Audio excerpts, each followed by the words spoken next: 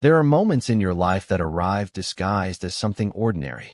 They wear the camouflage of routine, the plain, unassuming uniform of just another Tuesday, just another quiet night. You don't recognize them as turning points until long after they've passed, when you look back and see the landscape of your entire existence has been irrevocably altered. For me, that moment smelled of dust, antiseptic, and the faint, human scent of the man sleeping beside me. It was not a bed we shared, but a narrow cot in a medical tent, a temporary island in a sea of controlled chaos. And he was not my lover, not my partner, not anything with a name that could be spoken aloud in that world of sharp edges and sharper expectations. He was just Elias, and his presence next to me was the axis on which my whole life had begun to spin. His head rested on my shoulder, a heavy, trusting weight that seemed to defy the very laws of our universe. In the world outside this thin canvas wall, men like us maintained a careful distance, a buffer of air and bravado that was as essential as body armor.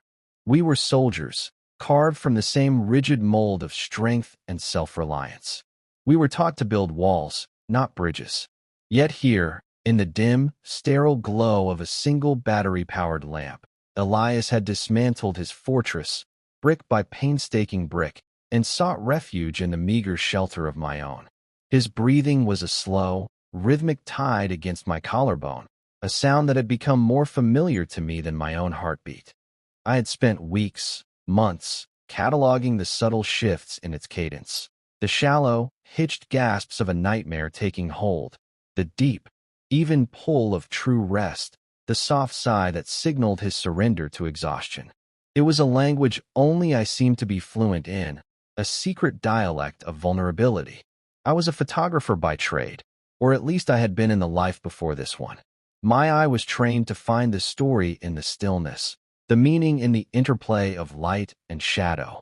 I knew how to wait for the decisive moment, the fractional second when a subject's guard drops and their true self is laid bare.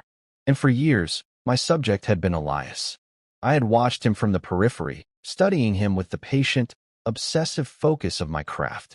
I saw the easy charisma he projected, the way he could command a room with a laugh or a look, the effortless confidence that made him a natural leader. But I also saw the things others missed, the details blurred by the sheer force of his personality. I saw the flicker of exhaustion in his eyes after a long patrol, the way his hands would clench and unclench when he thought no one was looking, the hairline fractures in the perfect, golden facade. He was a photograph I could never quite capture, a composition of brilliant light and profound, hidden shadow. And I, the quiet observer in the background, had fallen in love with both. Joining the army had been an act of profound self-deception. I had told myself and my bewildered family that it was about service, about discipline, about becoming a part of something larger than myself. But the truth, the ugly, whispered secret I kept locked away, was that it was about proving something. I was a man who dealt in images, not actions, in light, not force. I was quiet, observant, and gentle in a world that seemed to value none of those things in a man. I had convinced myself that putting on a uniform, carrying a rifle, and learning to navigate the brutal geometry of combat would somehow validate my existence, would carve a more acceptable shape out of my own soft clay. I had come here to become a different man, a harder man. I never imagined that the only thing I would truly find was him. He stirred in his sleep, a low murmur escaping his lips, his fingers tightening their unconscious grip on the fabric of my shirt. It was a gesture of pure, unthinking instinct, a drowning man clinging to a piece of driftwood. In the past few months, I had become his anchor. Since the ambush, since the day the world had exploded in a storm of fire and shrapnel, he had been adrift. And in the dead of night, when the ghosts of that day came for him, he would find his way to me. It had started with a simple, desperate plea, a whispered, "Can't sleep. Mind if I just sit here a minute?" A minute had turned into an hour into the entire night. Soon, the pretense was dropped altogether. His cot remained empty while he folded his long frame into the cramped space of mine, creating a new kind of normal that was both terrifying and exquisitely precious. I held my breath, afraid that even the slightest movement might wake him, might shatter the fragile peace of the moment. The air was thick with unspoken things, with feelings that had no place in the stark, masculine lexicon of our lives. This strange, undefined intimacy was a shelter, but it was also a minefield. Every touch was a potential detonation, every shared silence a wire-pulled taut. I was living on a knife's edge of hope and fear, terrified of misinterpreting his need for comfort as something more, yet unable to stop my heart from insisting that it was. He needed a safe harbor from the storm inside his own head. I was terrified that for me, this harbor was becoming a home.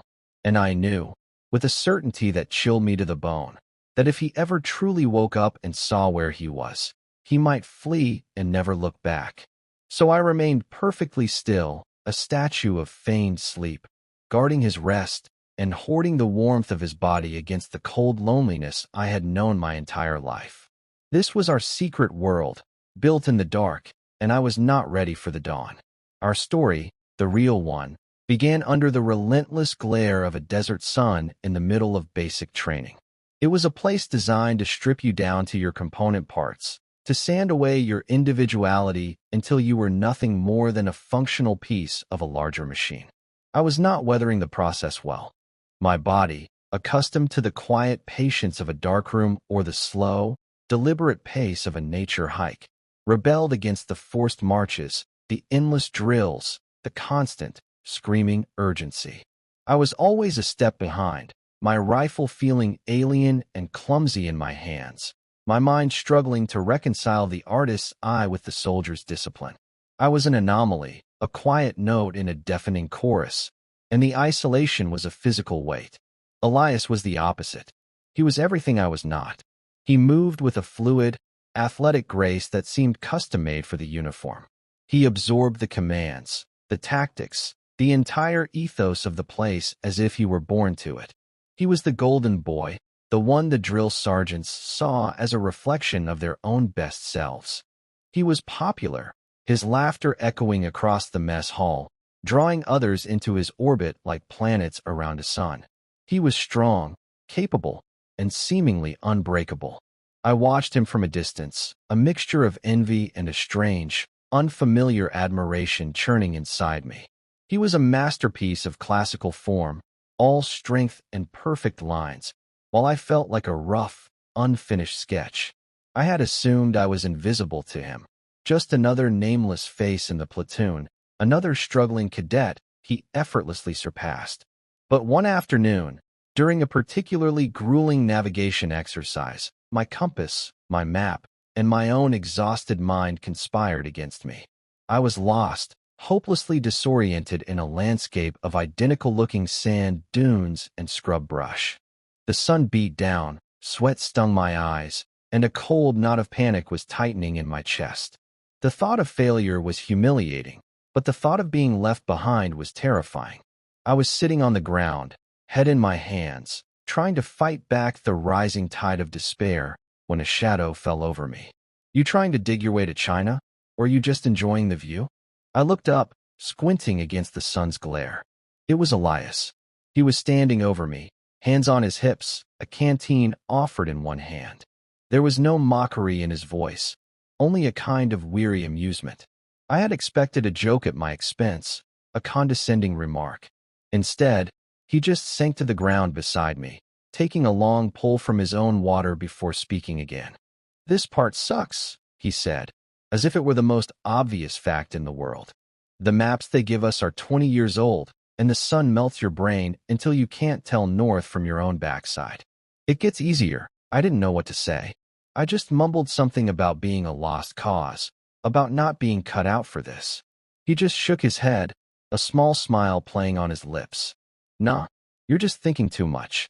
You're trying to see the whole picture. Out here, you just gotta look at what's right in front of you. One foot, then the next. One landmark, then the next. You'll get there." He took my map, smoothed it out on his knee, and in a few minutes of quiet, patient explanation, he untangled the mess in my head. He didn't give me the answer. He showed me how to find it myself. He pointed out a ridge line, a dry riverbed, landmarks my panicked eyes had completely missed. That was the beginning. He didn't treat me like a charity case or a burden. He just started including me. He'd save me a seat at meals. He'd offer a quiet tip during rifle maintenance. He'd fall into step beside me on long runs, setting a steady pace that I could actually maintain. He never announced it, never made a show of his kindness. It was just a quiet, steady presence that slowly chipped away at my isolation. I learned that his easy confidence wasn't arrogance. It was a kind of generosity.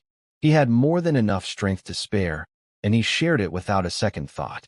And as I spent more time with him, I started to see the cracks I'd only glimpsed from afar. I saw the way he'd stare off into the distance when things were quiet, a profound sadness settling in his eyes.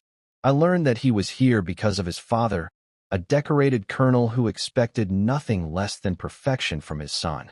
Elias wasn't just living up to an ideal, he was crushed under the weight of it. His effortless grace was the product of a lifetime of relentless pressure. He was just as trapped as I was, just in a much more gilded cage. The more I learned, the more that simple admiration deepened into something more complex, something warmer and more dangerous. It was a quiet, secret thing that I nurtured in the lonely barracks at night. It was the feeling I got watching him teach another soldier how to tie a knot, the patient look on his face. It was the way his eyes would light up when he talked about the beat-up old truck he was fixing up back home. It was the sound of his laugh, a genuine, unburdened sound that felt like a rare gift whenever I heard it. He was my friend, and I was in love with him. I buried the feeling deep, packing it down like soil over a seed I never intended to let grow. This was the army. This was a world of rigid lines and unspoken rules. What I felt was a liability, a weakness, a secret that could destroy everything. Friendship with Elias was a lifeline, a source of light in a bleak landscape. I would not risk it. I would not burden him with a truth he could not possibly want to hear. So I perfected my role as the quiet friend, the grateful observer. I learned to live with the constant, low-level ache in my chest, the yearning for a closeness that went beyond the easy camaraderie of soldiers. I told myself it was enough. To be near him, to be in his orbit, to be trusted by him. That had to be enough. I built a fortress around my own heart, convinced it was the only way to protect us both. Everything changed on a Tuesday in late October. The kind of day that begins with the false promise of a cool morning before the sun asserts its brutal, tyrannical authority. We were on patrol, moving through a village that was supposed to be friendly. The air was thick with the smell of dust and cooking fires, the sounds of children playing in the narrow, winding streets. There was a deceptive sense of peace to it, a veneer of normalcy that could lull you into a dangerous complacency. I was on point with my camera, my official role as a combat photographer giving me a reason to be slightly ahead, to be looking, always looking. My rifle was slung over my shoulder, but my mind was on the composition, on the way the light fell across the weathered face of an old man sitting in a doorway. That was the mistake. My focus was split. I was the artist and the soldier at the same time, and in that moment, the artist was winning. I was framing a shot, lifting the viewfinder to my eye, trying to capture the story of a place suspended between peace and war. And in that fractional second of distraction, I missed it. The subtle shift in the atmosphere.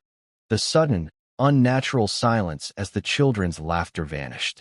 The slight movement behind a stack of market crates that my soldiers I should have caught. Elias didn't miss it. I heard his voice, a raw, urgent shout of my name. It wasn't a command. It was a desperate, primal sound. Leo. The world seemed to slow down, the way it does in photographs, a series of still frames clicking by. I saw him moving, launching himself off the balls of his feet, his face a mask of sheer, animal terror. He was running not away from the danger, but towards me. I was still trying to process his shout, to understand the source of his fear, when his body slammed into mine. The force of the impact knocked the air from my lungs and sent us both tumbling to the ground, a tangled heap of limbs and gear. My camera flew from my hands, shattering against the packed earth. And then the world exploded. The sound was a physical thing, a concussive wave that tore through the air, vibrated up through the ground, and rattled the teeth in my skull. It was a deafening, all-consuming roar that swallowed every other sound and thought. Dust and debris rained down on us, the air turning thick and acrid with the taste of cordite and scorched earth. For a long moment, there was nothing but the ringing in my ears and the crushing weight of Elias on top of me. His body had shielded mine completely. He had thrown himself between me and the blast without a flicker of hesitation. He had used his own body as a shield. The realization hit me with the force of a second explosion, this one silent and contained entirely within my own chest. Time restarted, rushing back in a chaotic flood of shouts, returning fire, and the screams of the wounded. Elias rolled off me, his movements jerky and uncoordinated. There was a dazed, unseeing look in his eyes. Blood was trickling from a cut on his forehead, tracing a bright red path through the grime on his cheek. "You okay?" he rasped, his voice barely a whisper. "Leo, are you okay?" I couldn't answer. I could only stare at him, at the man who had just saved my life. The man who had been willing to trade his own for mine. In that moment, the carefully constructed walls I had built around my heart didn't just crack. They were obliterated, reduced to dust and rubble, just like the market stall behind us. The carefully managed affection I had kept hidden away erupted into something fierce, terrifying, and overwhelming. It was no longer a quiet, manageable ache. It was a raw, gaping wound. The firefight that followed is a blur in my memory, a chaotic collage of sound and fury. I remember functioning on pure instinct, my body moving through the drills we had practiced 1,000 times, my mind a blank slate of shock and adrenaline. But through it all, one image remained burned onto my retina with the permanence of a silver gelatin print. Elias, his face pale with shock, his eyes searching for mine across the battlefield, a silent question hanging in the smoky air between us. That night, back at the base, the shift began. The adrenaline faded, leaving behind a bone-deep exhaustion and a shaky, nervous energy. The medics had checked us over. Elias had a mild concussion and a few cuts. I was miraculously unharmed, save for a collection of bruises that were already turning a mottled shade of purple. Physically, we were fine, but something inside Elias had broken. The unbreakable golden boy was gone. In his place was a man who looked haunted, his eyes wide and unfocused, his hands trembling so badly he could barely hold a cup of water. He didn't want to be alone. The confident leader who had always been a bastion of strength for the rest of us was suddenly fragile, adrift. He found me outside the mess tent, where I was trying to clean the dust out of the wreckage of my camera. He didn't say anything at first, just stood there, a silent, looming presence in the dark. "They're giving me a new one tomorrow," I said, my voice sounding hollow and strange. "The camera?" He just nodded, his gaze fixed on some point in the middle distance. "I keep hearing it," he whispered. "The sound. It just keeps playing. Over and over." He finally looked at me, his eyes pleading. "Can I don't know. Just walk with me for a bit." We walked the perimeter of the base for hours, two ghosts moving through the deep desert night. We didn't talk much. There were no words for what had happened, for what was happening between us. But his presence was a constant, desperate pressure at my side. He walked so close our shoulders brushed with every step. It was a new kind of proximity, not the casual jostling of soldiers, but something deliberate, something needy. He was tethering himself to me, the only fixed point in his spinning world. And I, fool that I was, let him. I let him tie the rope, knowing full well that when the storm passed, he might have to cut it to be free. But for now, in the dark, I held on, my own quiet desperation a perfect match for his. The ritual had begun. The nights that followed fell into a pattern, a quiet, desperate choreography that only the two of us knew. It started with Elias appearing at the foot of my cot long after the barracks had settled into a restless, snoring silence. The first time, he stood there for so long I thought he might be sleepwalking, a pale silhouette against the faint moonlight filtering through the grimy window. I pretended to be asleep, my heart hammering against my ribs, every nerve ending alive with a mixture of terror and a wild, forbidden hope. He eventually just sat on the floor, his back against the metal frame of my cot, his knees drawn up to his chest. He stayed there until the first hint of dawn, a silent, sleepless sentinel. I didn't sleep either. I lay there, inches away, listening to the ragged sound of his breathing. The next night, he didn't hesitate. He came straight to my cot and sank down onto the edge of the thin mattress. The small space dipped with his weight, rolling my body slightly towards his.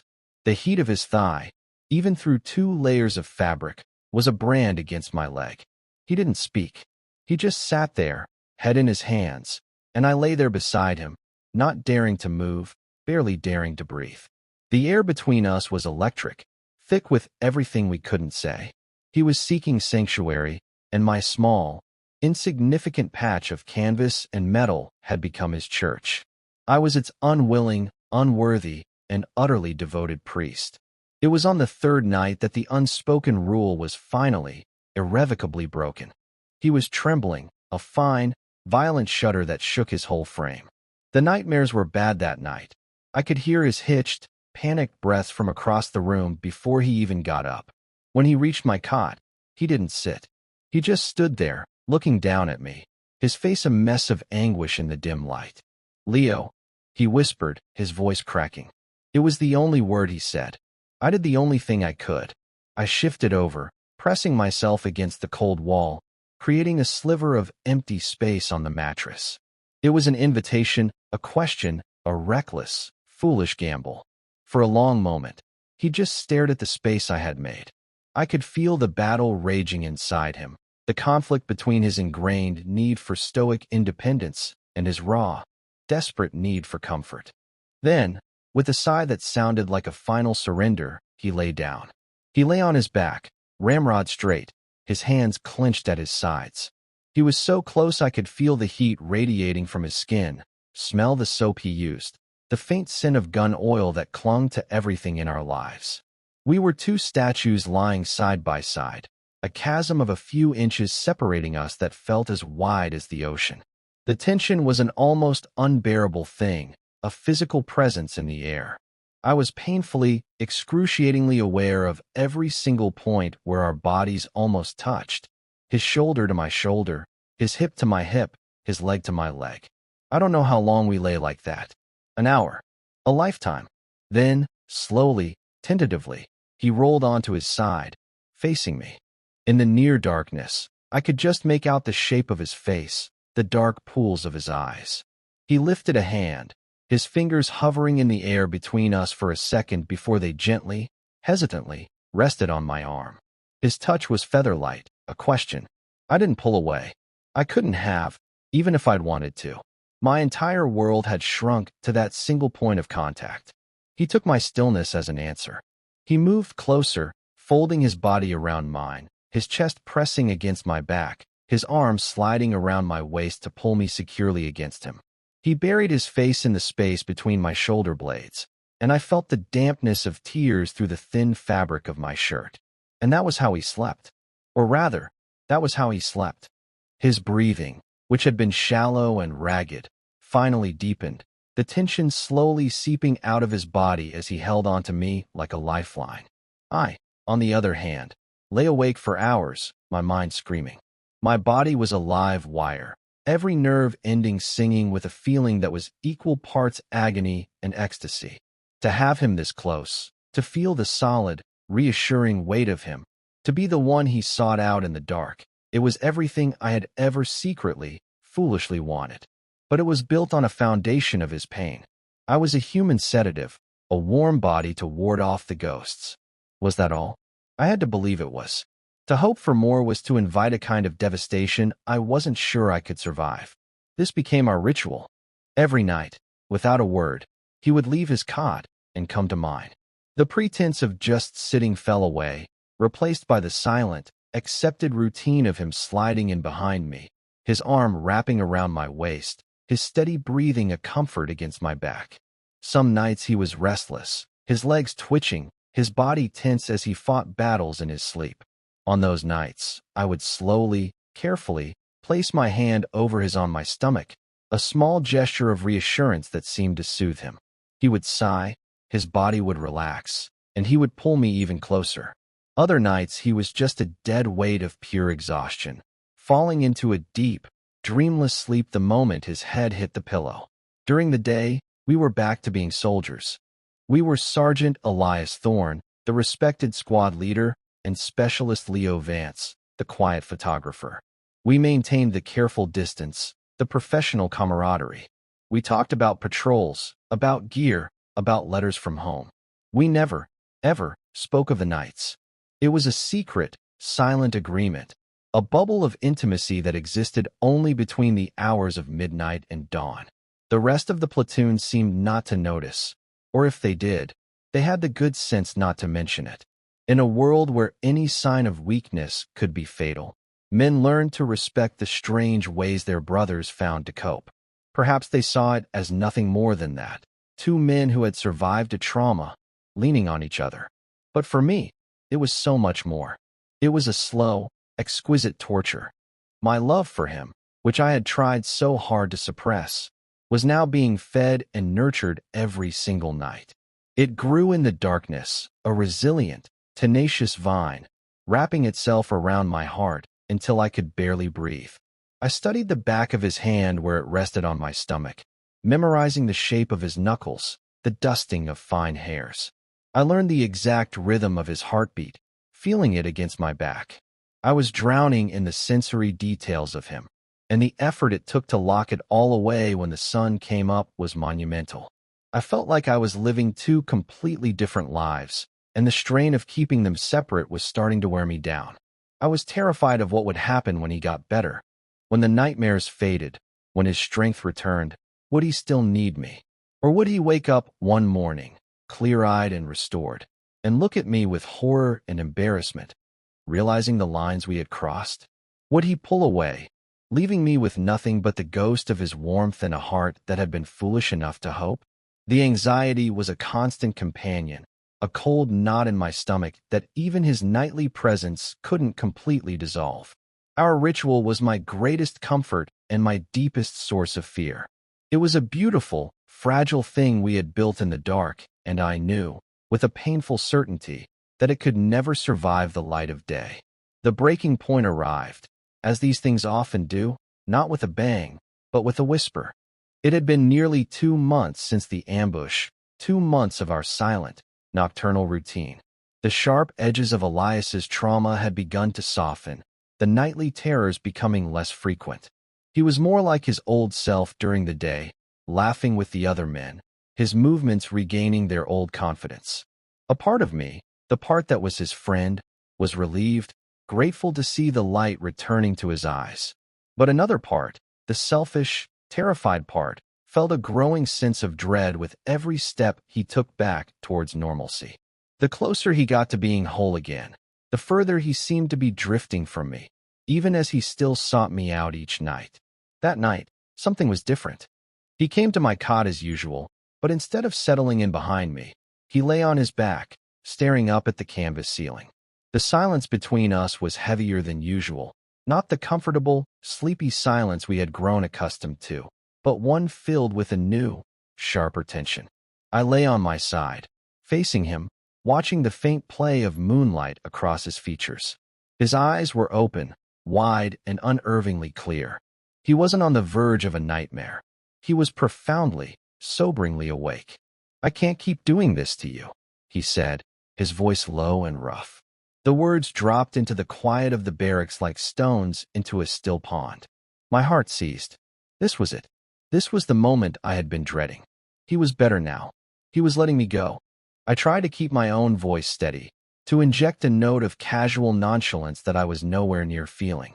Doing what? "It's fine, Elias. I don't mind, don't you?" He turned his head on the pillow, his eyes locking onto mine. His gaze was so intense, so direct, it felt like a physical touch. "I come in here every night. I take up your space. I use you like a goddamn teddy bear. And you just let me. You never complain, you never push me away. What?" The question hung in the air, demanding an answer I could not possibly give. Why? Because I was in love with you. Because having you here, even like this, is better than the crushing loneliness of being without you. Because every night feels like a gift I don't deserve. Because I am a fool. I couldn't say any of that. So I said the only thing I could, a half-truth that felt like a lie. Because you're my friend, I whispered. And you needed help, a strange, sad smile touched his lips. Yeah, he said, his voice barely audible. Your friend, he looked away, back at the ceiling, and for a long time, the only sound was the breathing of the other sleeping men. I thought the conversation was over, that he had accepted my simple, safe explanation. But then he spoke again, his voice even quieter than before. What if that's not enough? My breath caught in my throat. I didn't understand. Or maybe I didn't dare to. What do you mean? He rolled onto his side, closing the small distance between us until our faces were only inches apart. I could feel his breath on my cheek, warm and soft. His eyes searched mine in the darkness, and what I saw in them wasn't the haunted look of a traumatized soldier or the easy affection of a friend. It was something new, something raw and uncertain and profoundly vulnerable. It was a look that mirrored the secret, hopeless yearning in my own heart. Leo, he breathed my name, and it sounded like a prayer, like a confession. What if I don't want you to be my friend right now? The world stopped. The sounds of the barracks faded away. My entire universe contracted to the space between our two faces. This was the precipice, the edge of the cliff I had been so carefully avoiding. He was offering me a choice, asking for a permission I was terrified to give. My mind was a whirlwind of panic and hope, a chaotic storm of all the reasons this was impossible, all the ways it could go wrong, all the reasons my heart was screaming yes. He must have seen the conflict in my eyes. He didn't push, didn't press his advantage. He just waited, giving me the space to run. He lifted his hand, his fingers gently tracing the line of my jaw, a touch so tentative it was almost imaginary. His thumb brushed against my lower lip, and a shiver ran through my entire body. Would it be okay? He whispered, his voice thick with an emotion I couldn't name. Just for tonight. Would it be okay if I kissed you? The question was my undoing. The raw vulnerability of it, the respect, the sheer, unbelievable fact that he was asking. He wasn't taking. He was asking. All the fear, all the carefully constructed walls of self-protection crumbled into dust. In that moment, the risk of heartbreak seemed insignificant compared to the risk of never knowing. I couldn't find my voice. I could only manage a small, almost imperceptible nod. It was enough. He leaned in, closing the final inch between us. His lips met mine, and it was nothing like I had ever imagined. It wasn't a kiss of passion or demand. It was a kiss of discovery. It was hesitant, soft, and breathtakingly gentle. It was a question, an exploration, a quiet admission of a feeling that had no name. It tasted of salt and dust and a desperate, long-suppressed need. I felt the tension he'd been carrying for months finally release, melting into the kiss. My own hands, which had been clenched into fists at my sides, came up to tangle in his hair, pulling him closer, deepening the kiss from a question into an answer. It was a confession in the dark, a truth spoken in a language beyond words. It was the crossing of a line that we could never, ever uncross. And as he finally pulled back, resting his forehead against mine, his breathing shaky and uneven, I knew that our fragile world, built in the quiet of the night, had just been shattered. And I had no idea what we would build in its place. The dawn came, as it always did, with a cruel and impartial light. It crept into the barracks, illuminating the dust motes dancing in the air and exposing the secrets of the night. When I woke up, the space beside me was empty. The cot was cold. Elias was gone. A cold, heavy dread settled in the pit of my stomach. I told myself it was normal. He always left before the others started stirring, preserving the plausible deniability of our arrangement. But this morning felt different. The absence he left behind was sharper, more profound. The ghost of his kiss was still on my lips, a phantom warmth that felt like both a promise and a brand. At morning formation, he wouldn't meet my eye. He stood in his usual spot, his posture rigid, his gaze fixed on the horizon. He issued commands with his usual authority, but his voice was flat, devoid of its normal warmth. It was as if he had erected a wall of glass between himself and the world, and most especially between himself and me. Throughout the day, he avoided me with a surgical precision. If I entered the mess tent, he would abruptly finish his meal and leave. If our patrol routes were set to intersect, he would find a reason to change his course. The easy camaraderie, the casual touches, the shared glances, they were all gone, replaced by a cold, unnerving distance. It was a special kind of hell. I had been given a glimpse of a world I had never dared to imagine, a world where my feelings were not only known but possibly returned, only to have the door slammed shut in my face. The silence was worse than an accusation. It allowed my own fears to run rampant, to whisper their poisonous conclusions in my ear. He regretted it. He was disgusted, with me, with himself.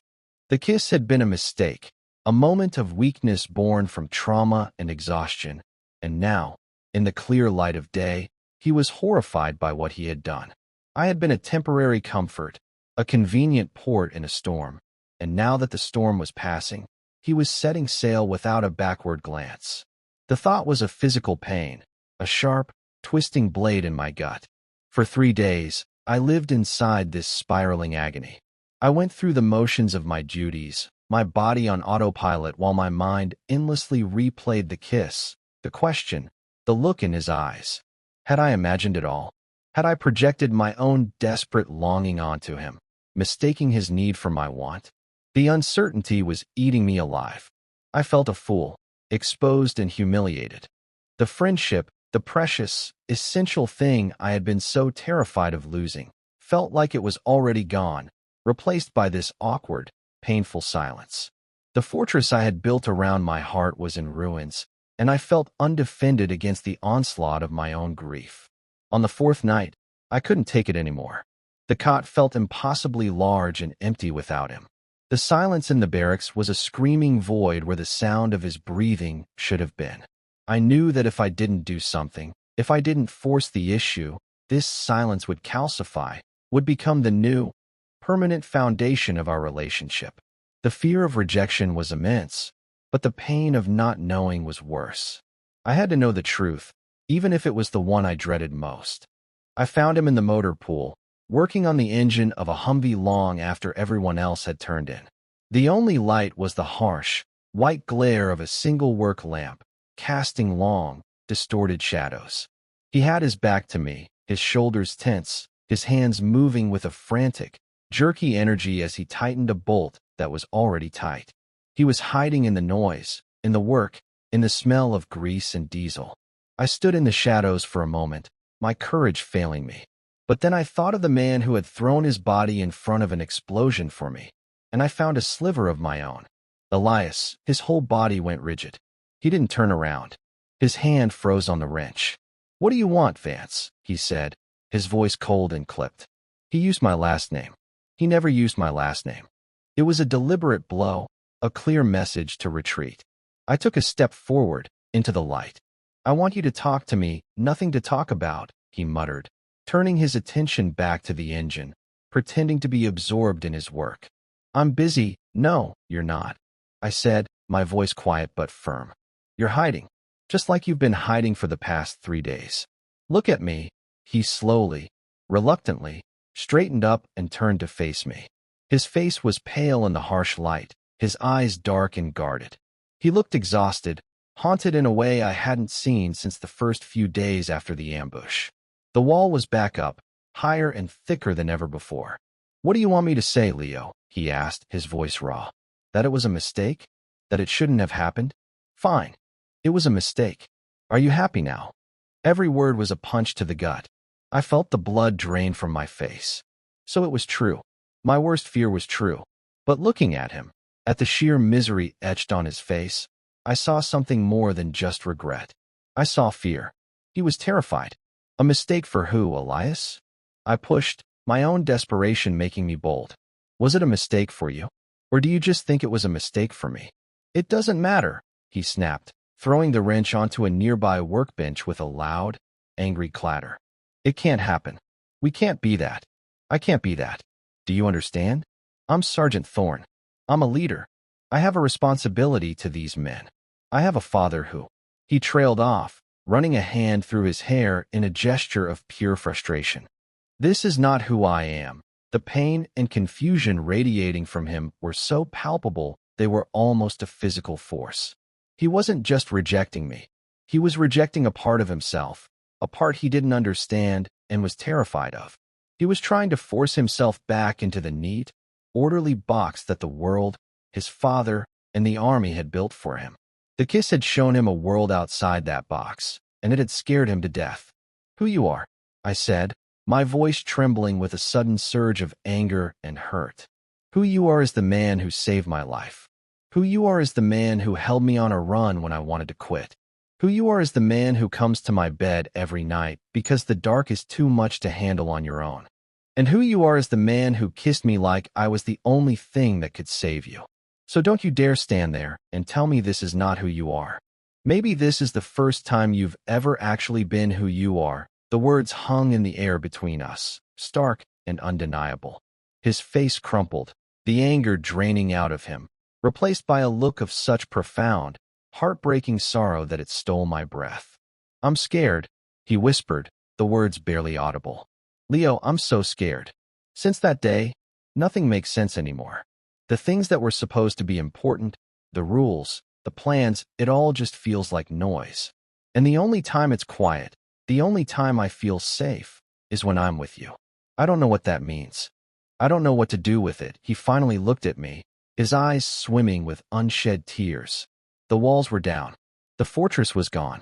All that was left was the man inside, lost and afraid and desperately reaching out. "You don't have to do anything with it," I said, closing the distance between us until I was standing right in front of him. "You just have to not run away from it." From me. I reached out, my hand hesitating for a second before I gently cupped his jaw, my thumb stroking his cheek. "Just stay? That's all I'm asking." "Stay." He leaned into my touch, a shuddering sigh escaping him.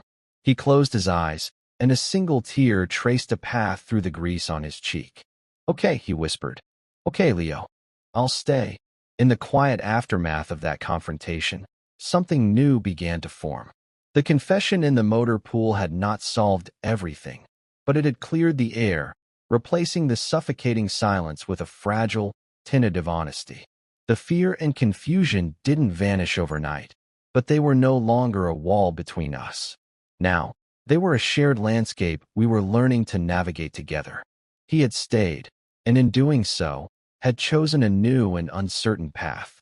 He had chosen me. The nightly ritual returned, but it was different now. There was an intention to it, an acknowledgement of what it truly was.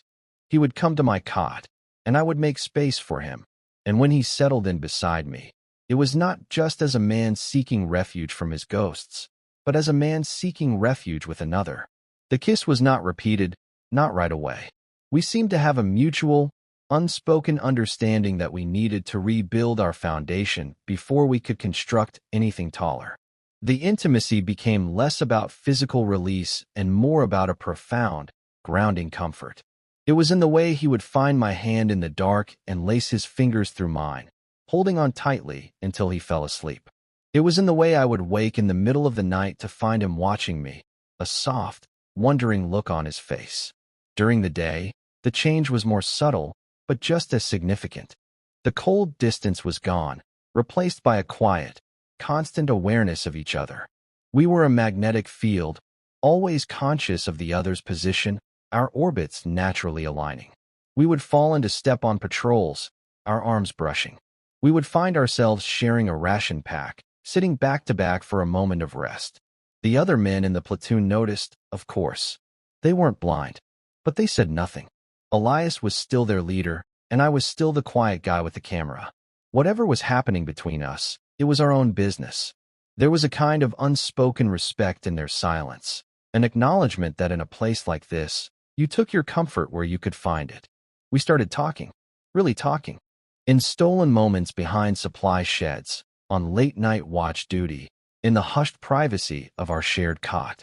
He told me about the crushing weight of his father's expectations, the feeling of being an actor playing a part his whole life. He spoke of the ambush, not just the fear of dying, but the terrifying, clarifying realization that the only thing he could think of in that moment was me. He confessed that his fear in the aftermath of our kiss wasn't about me, but about himself. He was afraid of the sheer force of what he felt, a feeling so powerful it threatened to shatter the carefully constructed identity he had spent his life maintaining. I, in turn, told him things I had never told another soul. I told him about my own reasons for being there, the foolish need to prove a kind of masculinity I never truly wanted. I told him about the loneliness of being an observer, of always being on the outside looking in. And then, one night, with my heart in my throat, I told him the truth. I told him that I had been in love with him since basic training, that my feelings were not a product of trauma or proximity, but a long, slow-growing certainty that had taken root in my heart years ago. He listened to it all, his expression unreadable in the dark. When I finished, my confession hanging in the air like dust, he was silent for so long that I felt a familiar, cold dread begin to creep in. But then he moved, rolling over to face me. He gently brushed the hair back from my forehead, his touch sending a jolt through me.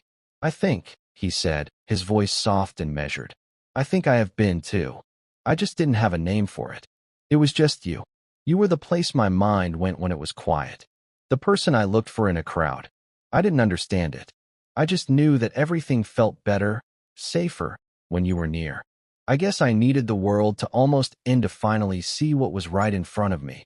And then he kissed me again. This time, there was no hesitation, no uncertainty. It was a kiss of recognition, of acceptance. It was a kiss that said, "I see you. I choose you.